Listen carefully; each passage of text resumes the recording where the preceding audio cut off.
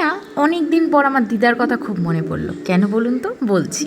আজকে না বিকেলবেলা পুপুকে নিয়ে ঈশানকে নিয়ে চললাম এখন সার্কাস দেখতে। আর আমাদের স্কুটিটা একজনা নিয়ে গেছে বলে তাই রাস্তার পাশেই দাঁড়িয়েছিলাম কিছুক্ষণ। একদম ভালো লাগছিল না। 7টায় শো, সেখানে 7টা বাজতে আর 10 মিনিট বাকি আছে। তারপরে জলদি চলে এলাম সার্কাস দেখতে। এরপরে বলি আমার দিদার কথা কেন মনে পড়েছে, কারণ দিদার সঙ্গে প্রথম আমি সার্কাস দেখতে গেছিলাম। দিদা কাউকে না বলে আমাদের নিয়ে গেছিলো। তারপরে সবাই খোঁজাখুঁজি শুরু করে দিয়েছিল।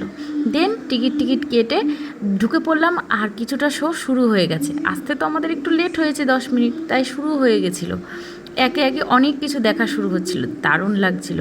আর আমি এদিকে বসে পড়েছি। এখানে হাতে করে নিয়ে এসেছিলাম পপকর্ন আর পাঁপড়। পুপু আর ঈশান বসেই শুরু করে দিয়েছে খাওয়া। ওদের তো এটাই মজা, খাবে আর দেখবে। তারপর অনেক কিছু শো দেখলাম। আগে যেরকম অনেক জীব জন্তু, বাঘ, হাতি এইসব নিয়ে আসতো, এখন কিন্তু ওইসব আর নিয়ে আসে না। নিজেদের ট্যালেন্ট দেখায় এখন। এবার কজন পারে।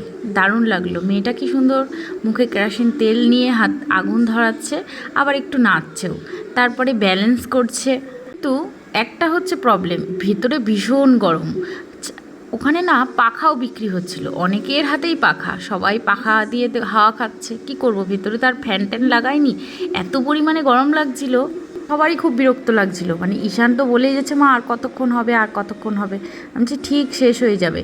হাজব্যান্ডও বলছে আর ভালো লাগছে না, কারণ অনেকক্ষণ হচ্ছিল তো। মোটামুটি আমরা 7টা থেকে শুরু হয়েছে, 9টা 10-15 অবধি হচ্ছে। ততক্ষণ কি এক ঠায়া একেবারে ছেলে মেয়ে বসে থাকতে ইচ্ছাও করছে না, তাও চুপচাপ বসেছিলাম। জিনিসটা আমার খুব ভালো লাগলো। এত বড় এই স্টিলের বক্সটা দুজন নিয়ে এসেছিল, সেইখানে ছেলেটা মাথায় করে নিয়ে ঘুরছে। এটা একটা বিশেষ ব্যাপার, দারুণ লাগলো। তারপর শেষ হওয়ার দিকে চলে এলাম।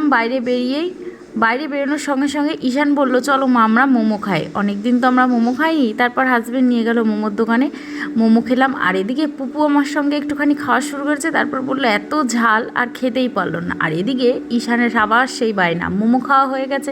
খাওয়া দাওয়া কমপ্লিট করে যেই বেরোচ্ছি, প্রচণ্ড পরিমাণে ঝড়। তারপর একটা দোকানের সামনে দাঁড়িয়েছিলাম কিছুক্ষণ, বৃষ্টি হচ্ছিল। আর ঈশান বলেই গেছে, মা আমরা কিন্তু বাইরে যাচ্ছি, খাওয়া দাওয়া করেই ফিরবো। আর দোকান বন্ধ হয়ে গেছিলো বলে বাড়িতে পার্সেল নিয়ে এসেছিলো বিরিয়ানি। তারপর সেই কথা, বাড়ি এসে আমি আর জামা কাপড় ছাড়তে পারিনি, হাত মুখও ধুতে পারিনি। ঈশান বলছে, মা আমার খুবই খিদে পেয়ে গেছে, আগে তুমি আমাকে খেতে দাও। তারপরে ওকে আগে খেতে দিয়ে দিলাম। এখন বাড়িতে বিরিয়ানি খেতে খেতে এখন আর রাস্তার বাইরের দোকানের বিরিয়ানি একদম ভালো লাগে না, এত রিচ হয়।